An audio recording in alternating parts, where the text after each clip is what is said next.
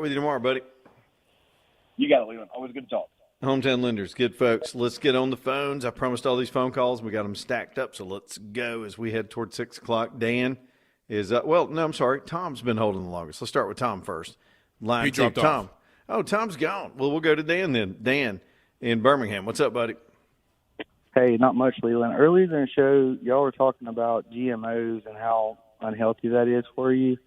This is a fact. You can look at like big food corporations in the 1950s shifted everything from being plants harder to grow to modify it to make it easier to grow. And you can see through the 70s the abundance of food, which government, subsidized the farmers for, but they're making the stuff worse for us and getting us hooked on it even more. And big sugar is like a huge problem in this country. And I would say as Americans, we have released a lot of our rights to the government to include control over our own food supply.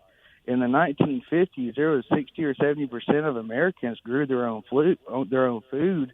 And as soon as the supply dries up, you saw what happened during COVID. I think there's nothing more American than you being sustain your own food diet. I mean, you talked earlier joking about having a pig. Well, pigs aren't that hard to keep, or even goats or something. You could eat a goat if you had to.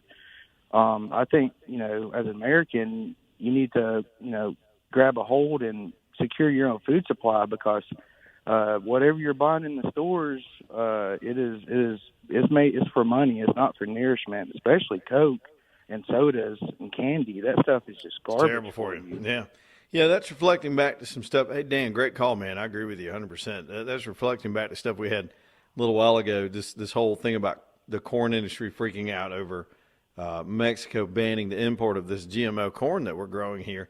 And I got on a tear about all that stuff. It's a chain of events. And the concentration of food production, let me just go off on it for a minute, but I want to get a couple other stories in here as well. The concentration of food production in this country. There was a story not too long ago. Remember which agency was it? It wasn't USDA, but one of the federal agencies was starting to document and build the database of people that had these family farms that grew these smaller self-sustaining operations, these community farms.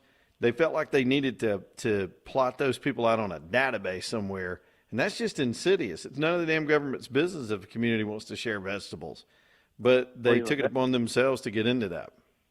That's a target for them. Also, your communication. How dependent you are on cell phones and information. Establish your own line of communication is a huge deal as well. All right, buddy. We're living in trying times. Dan, I appreciate the call, man. Look, let me get a couple of other things.